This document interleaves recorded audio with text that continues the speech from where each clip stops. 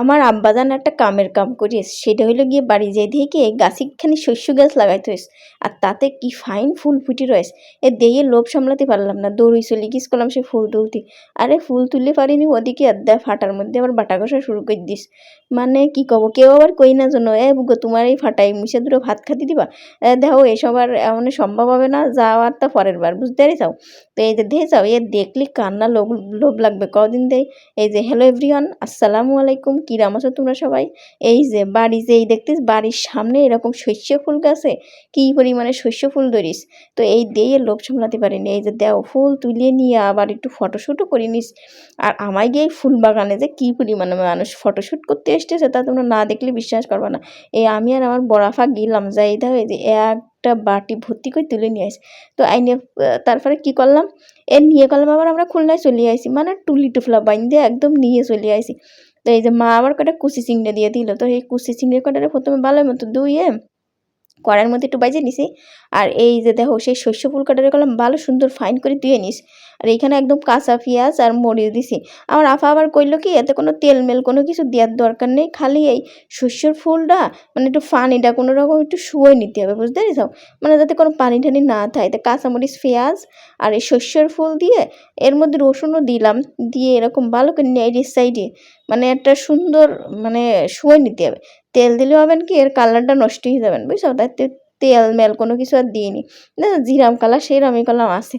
তোমরা চাইলে এর মধ্যে টাই মাছ কই মাছও দিতে পারো, স্বাদের কোনো হেরফের হবে না। তো যেহেতু আমার এই কুচি চিংড়ি ছিল, তাই এই কুচি চিংড়ি মাছ করলাম আমি দিয়ে নিস। দিয়ে এবার আমি বাটিতে তুলে নেবো। আর এই যে তেল দিয়ে নি বুঝলি করলাম এই কালারটা একদম সুন্দর আছে, ফুলির কালার আর চিংড়ি মাছের কালার দেবে একদম সে ফাইন কালার ওয়াইজ করলাম। এইবার আবার কেটে দেবে, এই যে শিল পাটায় বাইটি নিতে হবে।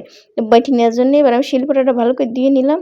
ধুয়ে এই যে দেখো এই যে শিল পাটার পরে উঠে নিচ্ছি, কালার দিয়ে সব এই কালার দিয়ে তো মনে হচ্ছে এমনই একটু সবাই খাইনি, মানে এমনও চালি খাওয়া যাবে, কিন্তু তারপরে ওই যে বাইটি খাইতে হবে, এতে আরও কিছু উপকরণ দিতে হবে।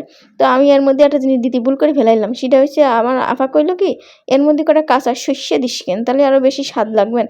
তো কদিন থেকে অত সময় থাকে মনে ছিল না, পরে আমার খাওয়ার সময় মনে পড়তে আর আমি যে সে কাঁচা শস্য দিইনি। কাঁচা শস্য দিলে তাতে কোনো সমস্যা নেই, খাওয়ার মানে স্বাদের কোনো মানে কমতি হয়নি, স্বাদ ভালোই হয়েছে। তো আমি আবার এই যে দেখো এনে আবার কেটলাম কদিন একটা ছোটো রিলস ভিডিও বানাতিলাম, তোমাকে দেখাই দেবেন তাইতে। তো এটা দেখো দেখো পেঁয়াজ কাঁচামরিচ আর সব কিছু একদম সুন্দর করে এর মধ্যে বাইটে নিছি, ফাইন হয়েছে কলাম। আর ঘ্রাণ বেরোচ্ছে কি একদম শস্যগুলোর ঘ্রাণ বেরোচ্ছে।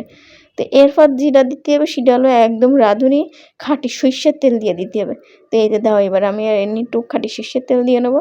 তো আমি আবার বেশি না অল্পই দিলাম, তো ভাবলাম আর একটু দিই, খাবো যতক্ষণ একটু স্বাদ করেই তো খাবো, তাই না। তারপরে এই যে আরও সুন্দর করে ফাইন করে এবার মাখাই নিলাম, মাখাইয়ে ফাটাই মাখাই নিলাম। তো আমি না ফিরে আসবো ভিডিওতে দেখেই খালি অনেক আফা বুগোরাই ফাটার পরে ভাত নিয়ে ডলাডলি করে খায়। আমি ভাবলাম কি আজকে আমি খাইয়েই দেখবো দেখি কীরকম স্বাদ লাগে।